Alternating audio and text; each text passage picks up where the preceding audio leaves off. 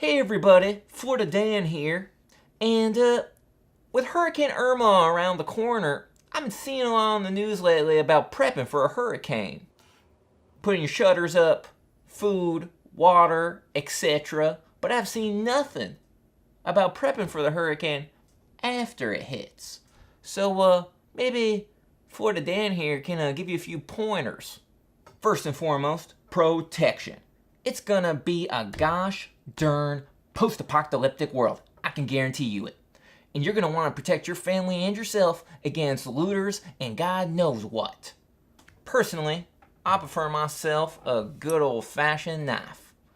But if you want to get yourself one of them looter shooters, that's fine too, because luckily, you live in Florida. And it ain't that hard. Just pick yourself up one on the way to the liquor store.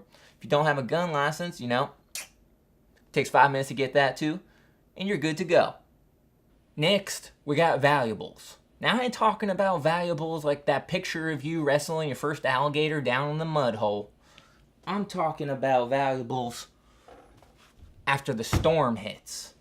Now this may look like regular toilet paper, but after the storm hits, this stuff's gonna be like gold to people, literally. So make sure you stock up because everyone needs this stuff. Food and water. Now I know what you're telling yourself. Florida Dan, I already got myself some food and water. Well, you're wrong, because you got yourself the wrong food and water. When I say water, I mean Kool-Aid.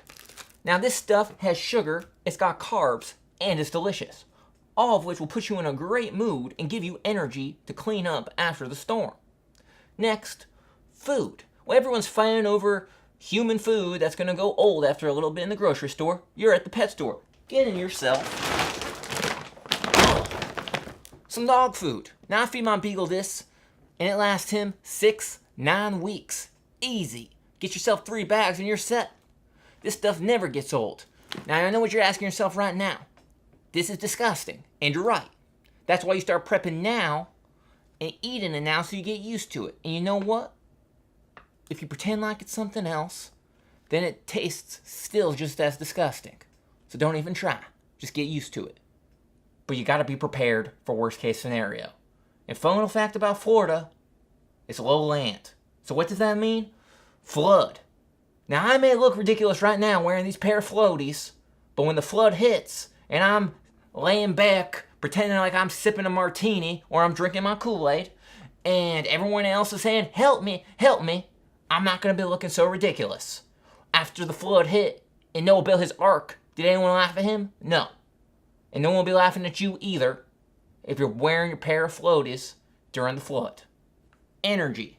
When the storm takes out your power, you're going to want a source of electricity. And instead of getting a dumb old generator that's going to take gas, it's going to be expensive to buy, and you're going to have to worry about the fumes inside the house, which can be dangerous, I thought of a better alternative. Here, we have the Beagle wheel.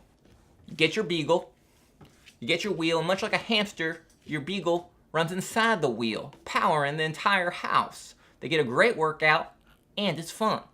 Now this is just a prototype, as you can see. But when I'm finished, I'll put the parts in the description below, and maybe I'll make a tutorial about it to help everyone for their beagle wheel.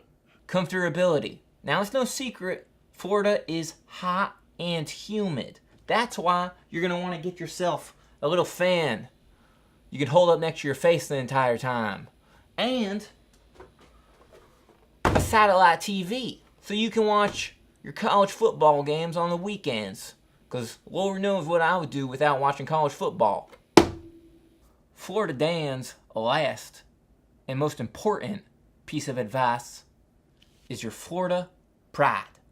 Now what that means is after you and your family is okay, that you help out your neighbor or anyone else who's a resident of Florida.